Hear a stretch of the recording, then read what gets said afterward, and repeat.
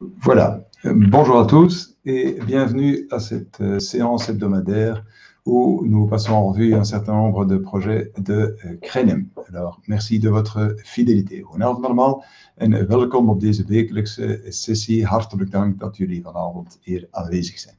Zoals gewoonlijk beginnen wij met de coronasituatie. Ik ga even mijn scherm delen. Voilà. Oké. Voilà. Dus jullie zien, dat zijn dus gewoon zoals gewoonlijk de statistieken van Cienzano. Goed nieuws. Dus Krenem zit eigenlijk onderaan in de lijst van de incidenties. Alors, comme vous le savez, nous avons chaque séance un groupe de référence où on a pris les 6 communes à facilité, les 6 communes de la eerste lijnzone Druivenstreek et les 2 Woluwe. Et vous voyez que, en tout cas en ce moment, pour l'instant, à Krenem, ça se passe plutôt bien. Donc, continuons nos efforts. Donc, nous avons pour l'instant non seulement un nombre de cas réduit qui nous donne une incidence réduite, mais nous avons surtout, et ça c'est très très important, nous avons surtout une diminution de 50% par rapport à la période précédente. Et ça c'est excessivement important parce que si cette tendance se confirme, évidemment, c'est une excellente nouvelle. Alors ça ne veut pas dire que c'est gagné, ça ne veut pas dire qu'on peut faire n'importe quoi, donc continuons à rester extrêmement prudents, mais donc en ce moment, en tout cas pour l'instant, c'est plutôt bien. Voilà. Alors, comme d'habitude, je vous montre aussi toute une série de sites web que vous connaissez. Je n'ai rien rajouté cette fois-ci. Donc, les sites, bon, comme d'habitude, pour la vaccination, évidemment, où vous pouvez vous vérifier vos données. Vous pouvez aussi télécharger l'application COVID Save. Donc, tous ces sites, vous les connaissez, mais je pense que ça vaut la peine d'insister. Alors, quelques mots aussi sur notre page Facebook Eerste Lijnzone Druivenstreek, qui est en néerlandais, donc je vais encore la commenter en français. 3 petites choses dont je vous ai déjà parlé la fois dernière, il y a 15 jours. Donc, vous avez l'occasion, mercredi prochain, le 25 août, d'aller sans rendez-vous prendre une vaccination Johnson & Johnson, donc sans rendez-vous, c'est le 25 août. Alors profitez-en pour ceux qui en ont la possibilité. Alors vous voyez que sur leur page, ce sont des statistiques qui datent du 19 août, mais ils insistent sur le fait que les voyageurs qui reviennent de voyage, de l'étranger, sont une des causes des contaminations en hausse dans la zone. Alors peut-être pas en ce moment tout de suite à Krenem, mais en tout cas dans toute la zone, Eerste Lijnzone Druivenstreek, qui est, comme vous le savez, donc Wijzenbeek, Krenem, Zaventem pour la partie Skyhole et Overijse, Tervuren, Ouijaard pour la partie Marsthal. Donc globalement, nous avons quand même dans cette zone une augmentation, et cette augmentation est due en partie au voyage à l'étranger. Donc, si c'est votre cas, il faut absolument surveiller, veiller à ce que toutes les mesures de sécurité et les mesures de quarantaine et ou d'isolation soient évidemment respectées. Alors, j'avais mentionné ça il y a 15 jours également, mais donc je n'insiste pas, simplement pour dire que l'autorisation parentale ou d'adultes pour ceux qui ne sont pas majeurs et qui doivent aller ou qui souhaitent une vaccination, ce document est disponible maintenant en plusieurs langues et vous le trouverez alors sur le site qui est mentionné ici plus bas. N'hésitez pas non plus à en faire usage, ça vaut certainement la peine. Une chose importante, donc pour les voyages, vous avez un site qui est mentionné aussi dans la liste, mais je me permets simplement d'insister puisqu'en ce moment c'est quand même important. Donc il y a toute une série de choses que vous pouvez vérifier, puisque la situation évolue quand même de jour en jour. Donc, n'hésitez pas, si vous êtes en voyage, si vous comptez partir en voyage, si vous comptez revenir de voyage, s'il vous plaît, jetez un coup d'œil à ces sites. Ça vaut certainement la peine de s'y intéresser. Une question que je voudrais poser à tous ceux que cela intéresse, tous ceux qui ont des activités culturelles, sportives, qui vont au restaurant. Enfin, est-ce qu'il serait opportun à Krenem de considérer l'application d'un pass Covid pour les activités que nous avons dans la commune? Alors, pour l'instant, il n'y a pas de décision prise à ce niveau. Il s'agit juste d'une question que nous souhaitons poser. Est-ce que cela semble réaliste d'imaginer que l'on ferait comme dans certains pays voisins? On demanderait par exemple l'application d'un pass Covid pour les activités, par exemple, culturelles et sportives.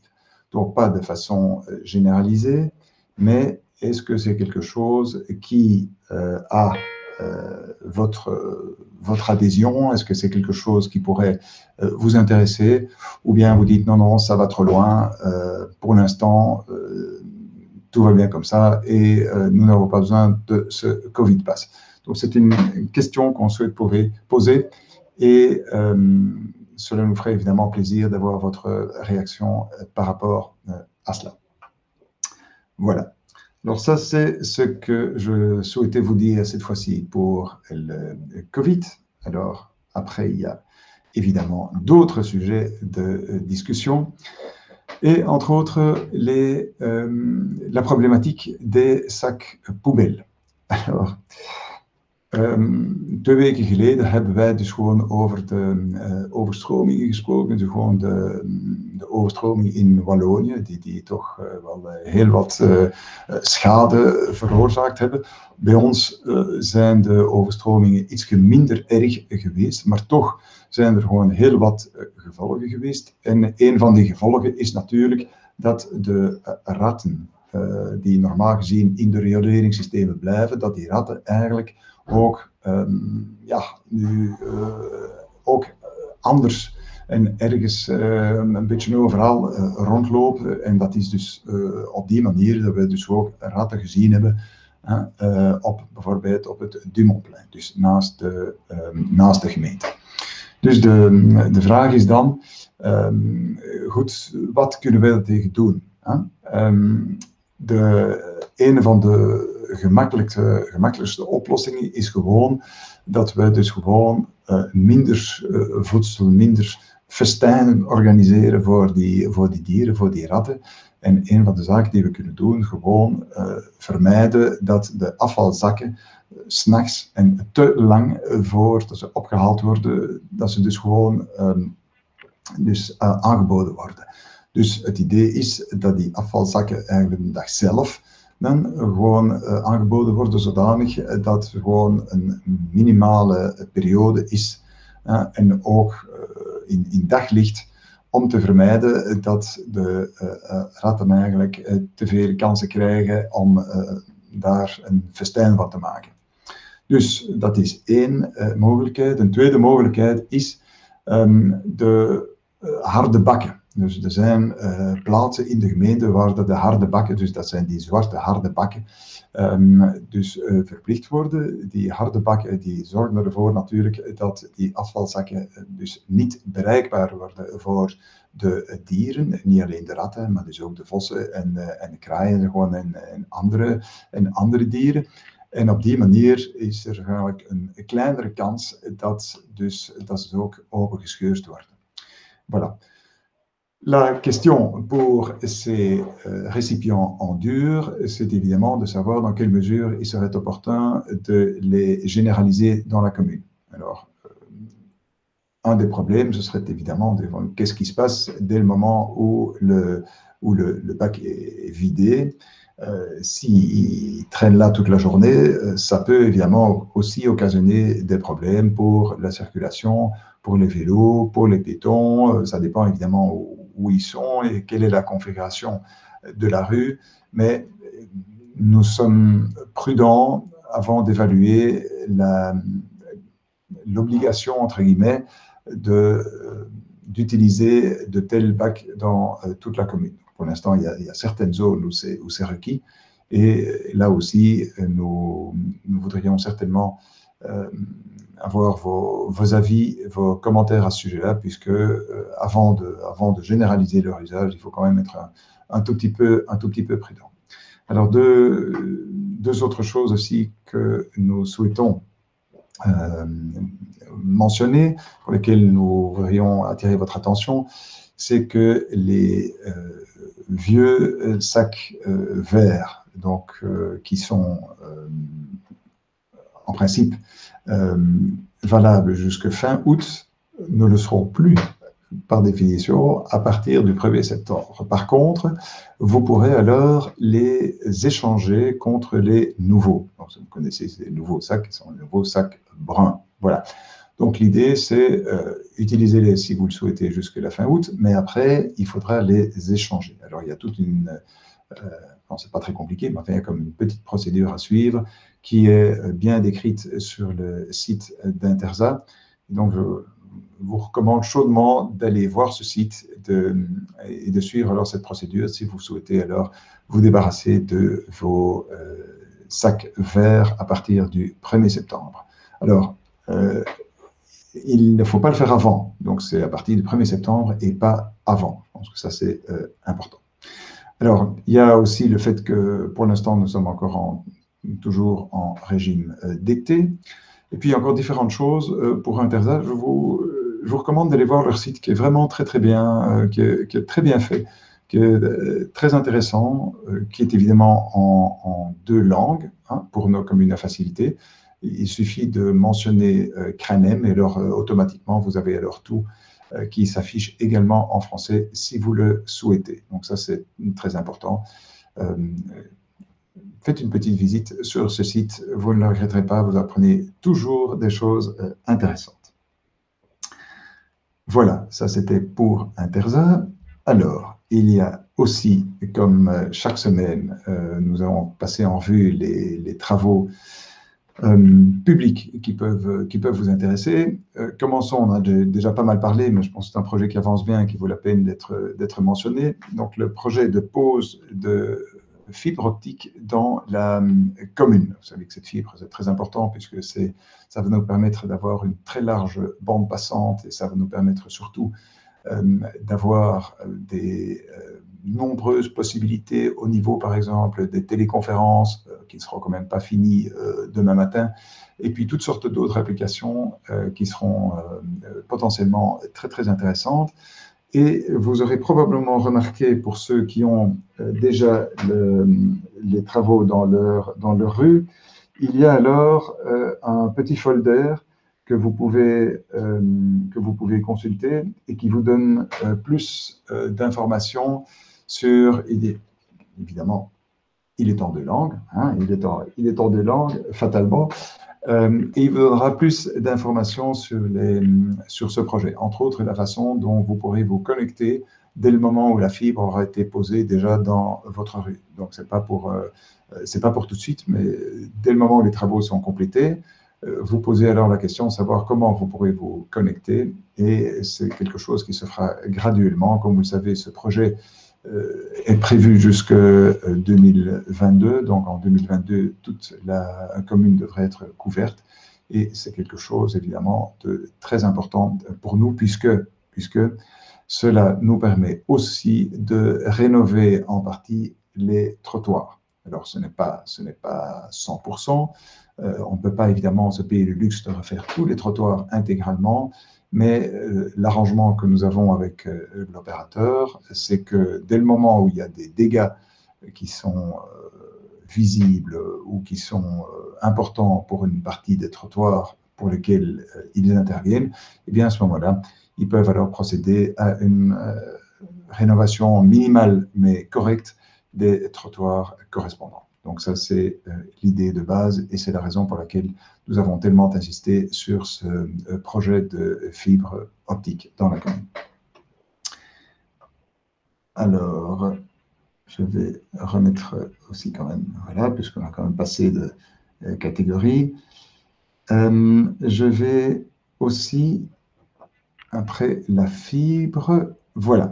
Vous parlez d'un projet que vous avez certainement, ou en tout cas nombreux d'entre vous ont déjà se sont posé des questions pour savoir ce qui se passe au carrefour de l'avenue de Wezenbeek et de l'avenue Reina Street. Bon, en fait, il s'agit à la base d'une initiative d'AOEV. Comme vous le savez, l'avenue de Wezenbeek n'est pas sous le régime de la commune, mais elle est sous le régime de la région, et donc c'est AOEV, Agentschap Wegen en Verkeer, qui s'en occupe. Bon. Il s'agit de prolonger la bande d'attente, la zone d'attente, hein, pour les gens qui viennent du Ring par l'avenue de Wezenbeek et qui souhaitent tourner à gauche dans l'avenue Reina Street. Voilà. Donc, pourquoi? Parce que en prolongeant cette zone d'attente, eh bien, on va dégager l'avenue de Wezenbeek, ce qui va permettre alors de passer plus facilement pour les voitures qui vont tout droit en direction de l'UCL, par exemple, ou en direction de Bruxelles. Et à ce moment-là, évidemment, on va dégager l'avenue de Wezenbeek, ce qui devrait rendre le trafic plus fluide. Bon. Ça, c'est la philosophie de base. Évidemment, on va en profiter pour faire aussi les aménagements nécessaires pour les pistes cyclables, aussi bien celles nord-sud le long de l'avenue Reina Street que celles est-ouest le long de l'avenue de Wezenbeek. Donc, et les jointures, évidemment, entre ces différentes pistes cyclables. Donc, on va peut-être le voir en détail. Ah oui, peut-être que pour cette dia-ci, donc je vais peut-être vous montrer là, ici par exemple, cette zone-là, la zone que vous voyez là, eh bien, c'est le prolongement de la piste cyclable qui vient de l'autre côté de l'avenue de Wezenbeek, donc par l'avenue Reina Street, donc cette piste cyclable, voilà, comme ça, et qui va alors en direction du nord vers le rond-point Roi-Baudouin. Alors ici, par exemple, ici, il va y avoir simplement des pavés à cet endroit-là et à cet endroit-là, ce qui rendra aussi la circulation plus sûre et sécurisée pour les piétons. Voilà, donc ça, c'est les travaux à cet endroit. Alors, je vais peut-être vous montrer un autre plan, donc une vue d'ensemble. Vous reconnaissez le parc qui est au coin de l'avenue de Wezenbeek et de l'avenue Reina Street. Et voilà les différentes zones. Zone 1, dat is gewoon de dia die ik nu net heb laten zien. Dus daar zijn we nu mee bezig. De rode lijn heeft te maken met het fietspad. Dus dat is eigenlijk de verlenging van het fietspad langs de Koning Astridlaan. Dus na het kruispunt gaan de fietsers dus gewoon via die rode lijn verder, dus langs het fietspad richting rondpunt Boudewijn. Dus dit is gewoon de eerste fase. Dan hebben we vanaf volgende week de tweede fase. Dus dat zal vooral het fietspad worden. Dus gewoon dus ook het fietspad, die kant van het fietspad linken met het kruispunt, zodanig dat de mensen eigenlijk op een veilige manier kunnen oversteken. Je ziet hier het zebrapad hier en hiernaast dus een kleinere rode lijn en daar komen dus gewoon de fietsers. Ze moeten gewoon langs die zone, hier die rode lijn, die dikke lijn en dan verder, dus richting zuiden. Dan hebben we gewoon een derde fase, waarschijnlijk binnen een paar weken. Dus de planning is niet 100%, komt dus niet op een paar dagen, maar dat zijn dus gewoon de verschillende stappen. Dus die fase hier heeft in principe als doel om ook dus de fietspaden, de twee stukken van het fietspad eigenlijk te linken met speciale aandacht. Hier zien we gewoon het witte circulier, dus de witte circulier. Dat is dus gewoon een mogelijke interactie tussen de fietsers en de voetgangers die bijvoorbeeld naar de winkel gaan. Dus hier moeten we natuurlijk speciaal voorzichtig zijn om de mogelijke interacties zo minimaal mogelijk te houden. Dus dit is zeker een aandachtspunt en wij hebben dat ook aan AWV op die manier gecommuniceerd. En tenslotte hebben we dan fase 4. En fase 4 is dan, jullie zien dus terug die rode lijn hier, de verlenging van het fietspad langs de Koning Astridlaan, dus naar het komt, die van het zuiden komt. Dus het fietspad hier moet eigenlijk ook dus gelinkt worden aan het netwerk. En zoals aan de andere kant hebben we dan naast het zebrapad eigenlijk de zone voor de fietsers, dan richting Koning Boudewijn rondpunt. Dus dat is eigenlijk een belangrijk element. Dus in principe worden de werken in principe begin september in principe voorzien. Dus nog 3 weken, 2-3 weken geduld en uiteraard hartelijk dank hiervoor. Een belangrijk element van die werken, dat is eigenlijk het afsluiten hier van de doorgang ter hoogte van de Jules Adanstraat. Dus tot hiertoe is het eigenlijk een testfase. Dus ik neem hier een foto van de betonblokken die 2 dagen geleden gezet zijn. Dus die betonblokken kunnen weggenomen worden indien blijkt dat die knip hier problemen veroorzaakt. Het gaat dus over een testperiode en uiteraard kunnen jullie reageren, commentaar geven, vragen stellen, suggesties geven. Dus liefst via dan de 2 volgende e-mailadressen info@kruinen.be en johanfortoon@kruinen.be. Voilà, dit was voor de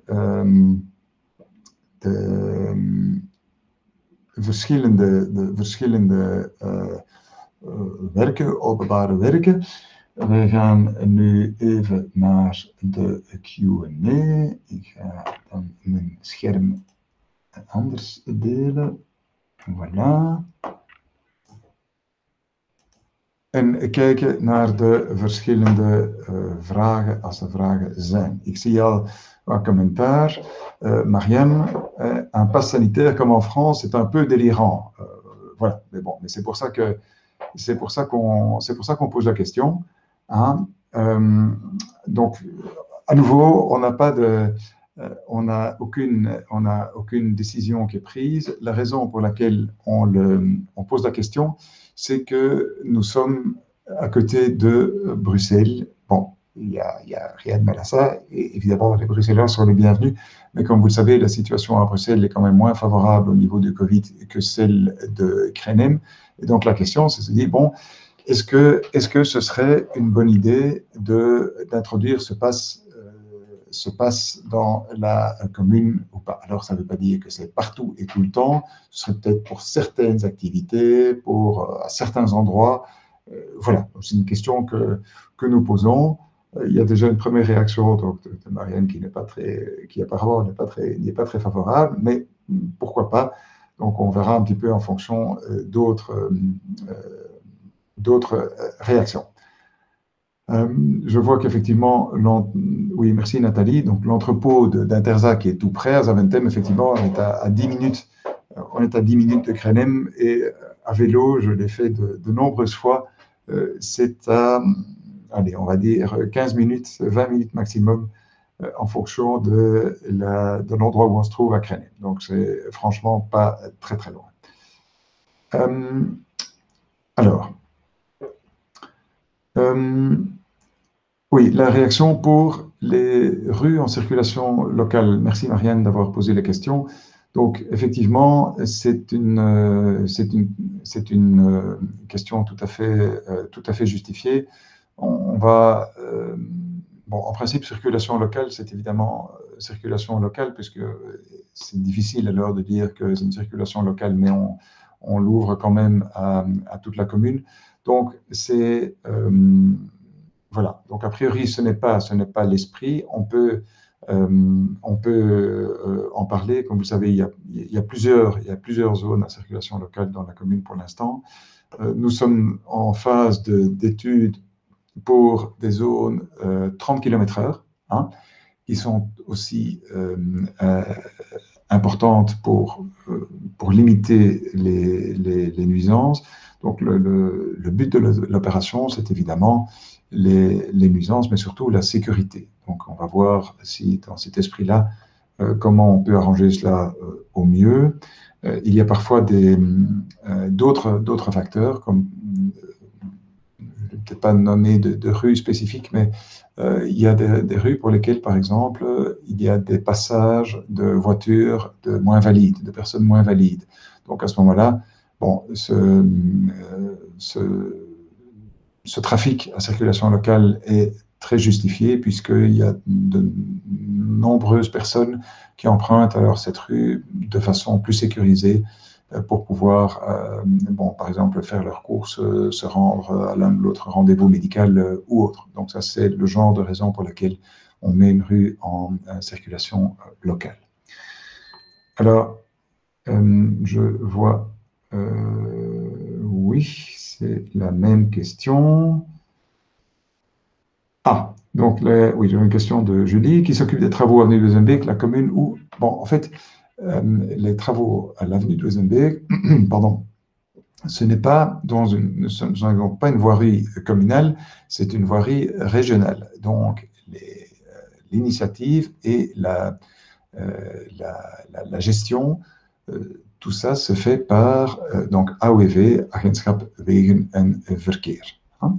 Et évidemment, la commune, on travaille ensemble pour arranger la circulation, pour organiser la circulation, pour mettre les panneaux adéquats, pour prendre les mesures de sécurité, pour prévenir la zone de police, etc. etc. Donc, il y a pas mal d'interactions, mais l'initiative, l'organisation, la gestion, le développement, tout ça, c'est AOEV et pas la commune. Alors, bonne question de Nathalie. Combien de temps va durer la phase test pour la rue Jules Adam et combien de temps avons-nous pour réagir? Bon, les deux sont liés. Il n'y a pas à ma connaissance en tout cas, mais je parle bon, sous le contrôle de l'échevin de la mobilité. À ma connaissance, en tout cas, il n'y a pas de période limite.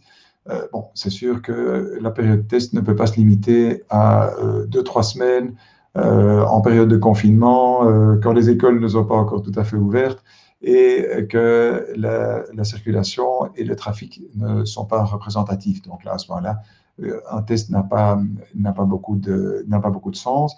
Donc, ça doit se faire à un moment où ça a du sens. On verra comment ça se passe dans le courant des prochaines semaines. Je pense que raisonnablement, ce genre de choses, ce genre de test, il s'agit de quelques semaines, voire de peut-être 1 ou 2 mois. Hein. On ne va pas faire un test pendant 1 an et on ne va pas non plus faire un test pendant 2 semaines. Donc, sauf si immédiatement, ça a été le cas dans le passé pour d'autres travaux, si on se rend compte que, par exemple, il y a un effet qui n'était pas du tout prévu et qui carrément peut engendrer une situation dangereuse ou qu'on peut arriver à quelque chose de tout à fait incohérent, à ce moment-là, la phase test, elle est rapidement clôturée et on revient alors à la situation antérieure. Donc, c'est pour ça qu'il y a des blocs de béton qui sont amovibles et que ce n'est pas définitif. Ce qui est définitif, par contre, c'est l'allongement de la buffer zone, de la zone d'attente, qui permet donc aux automobilistes qui viennent du ring d'attendre pour tourner à gauche dans l'avenue Reina Street sans bloquer les gens qui vont tout droit, et ce qui donc devrait, d'une façon ou d'une autre, quand même, parvenir à fluidifier le trafic sur ce tronçon de l'avenue de Wezenbeek qui, comme vous le savez, est malheureusement quand même toujours embouteillé. Voilà, je vois, je crois que c'est les questions que j'ai vues jusqu'à présent, les réactions. Eh bien, il me reste alors à vous remercier pour votre participation. Merci d'avoir été là. Merci de votre fidélité. Donc, bonne fin de vacances pour ceux qui en ont encore, en espérant qu'il fasse un peu beau. Et puis surtout, continuez, s'il vous plaît, à être hyper prudent au niveau du Covid. La crise n'est pas finie. On doit continuer à faire attention, même s'il y a des assouplissements, et c'est très bien. Mais voilà, l'idée, c'est évidemment de continuer à s'arranger pour que ces contaminations descendent encore, et si possible, qu'on arrive rapidement en dessous d'une incidence de 100. Pour l'instant, on est encore dans les 200, 230, 250. Bon, essayons de faire encore mieux. Si on continue cette tendance, dans quelques semaines, on peut y arriver, et donc rendre de cette façon alors notre commune plus sûre, plus sécurisée, ce qui nous permettra évidemment aussi d'envisager plus d'activités. Donc, merci de continuer vos efforts. Et pas la semaine prochaine, puisque en été, on fait une session seulement toutes les 2 semaines. Et donc, en principe, c'est début septembre, alors le premier vendredi de septembre, sauf s'il y a une annonce importante de la part du gouvernement fédéral. Et à ce moment-là, eh bien, ce sera le samedi comme aujourd'hui. Voilà. Hartelijk dank. In ieder geval een fijn weekend allemaal. Ik zie... ja, dus ik zie nog een paar vragen, maar goed, ik denk dat we gewoon stilletjes aan gaan afsluiten. Alleszins, hartelijk dank allemaal om vanavond aanwezig te zijn. Fijn weekend. Geniet van uw verlof voor degenen die nog wat verlof hebben. Wees alstublieft voorzichtig, blijf voorzichtig. De coronacijfers momenteel in Krijnen vallen goed mee. We hebben dus gewoon een dalende trend. Het is wel de bedoeling dat die dalende trend zich zo goed mogelijk, zo ver mogelijk gaat verder zetten, zodanig dat wij dus ook wel op niveau van onze gemeente van allerlei activiteiten terug kunnen evalueren. In het kader natuurlijk van de federale maatregelen. Dus blijf alstublieft voorzichtig, fijn weekend en in principe graag tot binnen 2 weken, want in de zomerperiode is het maar 1 keer om de 2 weken. Dus graag binnen 2 weken, de eerste vrijdag van september, tenzij natuurlijk dat er belangrijke nieuws zal komen van de federale overheid, en dan is het zoals vandaag zaterdag. Hartelijk dank, fijne avond, fijn weekend en tot heel binnenkort. Dag.